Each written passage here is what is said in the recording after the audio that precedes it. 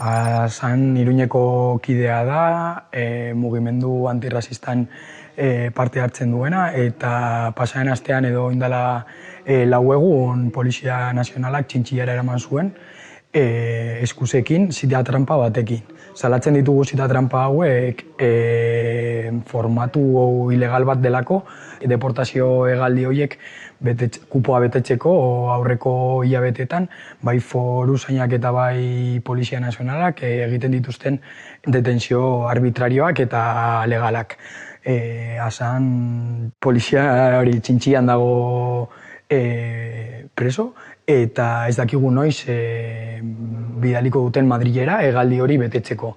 Hemetik salatu nahi dugu hemen ezin direla poliziaren formatu arbitrario horiek eta arrazakeria burokratiko hori eten behar dugula.